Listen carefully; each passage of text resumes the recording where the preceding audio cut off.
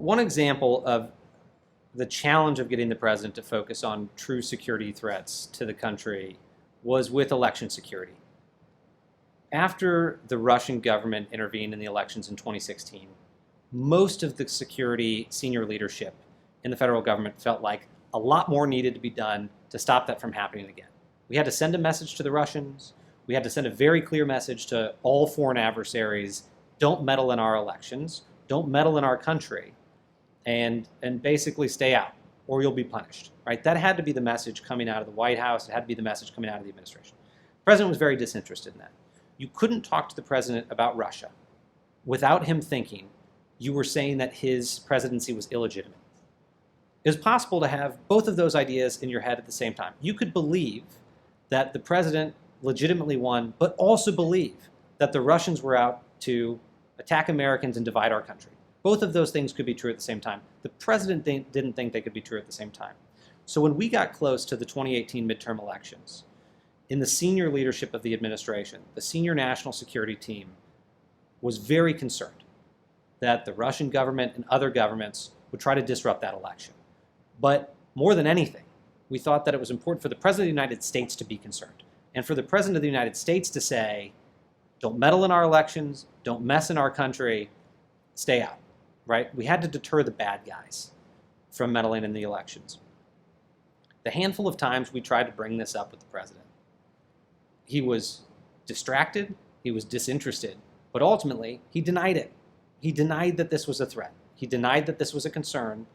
And I specifically remember we had a meeting with him at the White House where we talked about the Russian threat to the midterm elections. What the president wanted to talk about was how resoundingly he'd won the election in 2016. He wanted to talk about the counties that he'd won, rather than the counties that we needed to protect against a foreign country intervening to divide Americans and potentially corrupt the vote. It was a terrible meeting. We couldn't get the president to focus on the issue.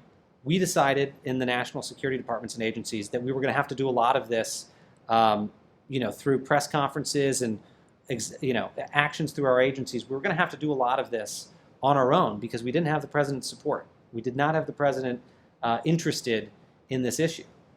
The secretary tried to make another run at the president. Secretary of Homeland Security called the president that weekend to walk through it one more time and say, Mr. President, this is why this matters.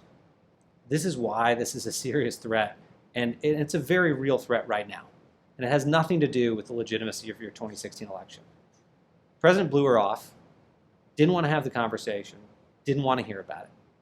And from that point on, you had people in the administration who were scared to go out and talk about one of the top national security threats facing our country because they were scared that the president was going to fire him, or they were scared that the president, worse than that, was maybe not going to fire them, but he was going to say, stop what you're doing, stop doing these things to protect the country and protect the vote, don't do them at all, and give the Russians carte blanche to come in and disrupt a legitimate democratic election in our country and on our soil. That's how bad it got, is that people were scared to even speak up about the thing that we knew was, in those months, the #1 threat to our country. That's not okay.